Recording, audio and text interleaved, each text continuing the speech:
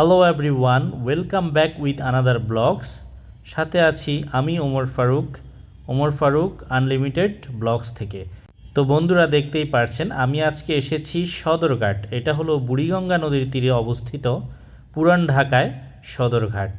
এখানে আছে আহসান মঞ্জিল, লালবাগ কেল্লা থেকে শুরু করে বিভিন্ন স্মৃতিময় বাংলাদেশের ঐতিহ্য। তো দেখতেই পারছেন একটা নৌকোতে বাংলাদেশের পতাকা লাগানো আছে। মূলত আগামীকাল আমাদের বাংলাদেশের বিজয় দিবস 16ই ডিসেম্বর।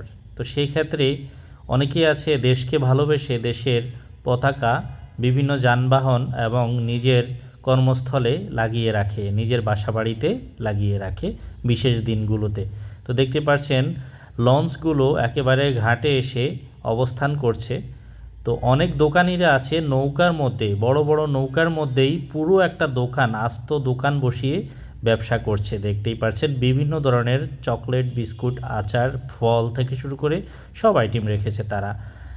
তো আশেপাশে দেখতে পাচ্ছেন রাস্তার দুই পাশে ফলের দোকান, বিভিন্ন বেকারি আইটেমগুলো রাখার কারণ হচ্ছে এখান থেকে অনেকেই আছে নিজ জেলা এবং নিজের বাসা বাড়িতে যায় ছুটির দিনে, অথবা নিজেদের কর্মক্ষেত্রে ঢাকায় আসার পর ফিরে যাওয়ার সময় এই সকল কিছু কিনে নিজেদের পরিবারের জন্য নিয়ে যায় অনেকেই।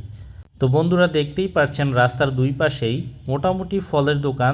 তার পাশে দেখতেই পাচ্ছেন একেবারে ঘাটে এসে লাগিয়ে রেখেছে শত শত লঞ্চ, ছোট থেকে বড় মাঝারি ধরনের, এবং লঞ্চের ফাঁকে ফাঁকে ছোট ছোট দোকান বসিয়ে অনেকে ব্যবসা করছে নৌকো দিয়ে।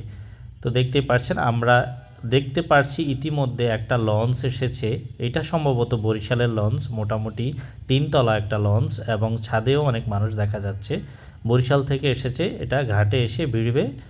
তো আমরা যতই সামনে যাব ততই দেখতে পারবো যে আরও অনেক লঞ্চ আছে। তো দেখতেই পারছেন এটা হলো সদরঘাট। আমি সদরঘাটের চিত্র তুলে ধরলাম আপনাদের মাঝে। ভিডিওটি ভালো লাগলে শেয়ার করবেন, লাইক করবেন, কমেন্ট করবেন।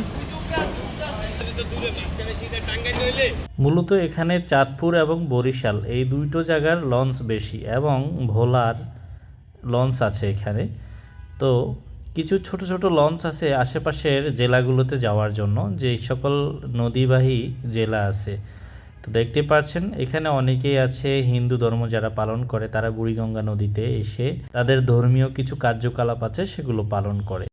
আর এই নৌকাগুলো দিয়ে এপার থেকে মুন্সিগঞ্জের বিভিন্ন জায়গায় যাওয়া হয়। 10 টাকা 20 টাকা করে ভাড়া নেয়। আর সূর্যটা দেখেন মিষ্টি হয়ে একেবারে শীতের সকালে। আর এখানে দেখতে পাচ্ছেন একটা কুকুর শুয়ে আছে, মিষ্টি রোদের তাপ পোয়াচ্ছে।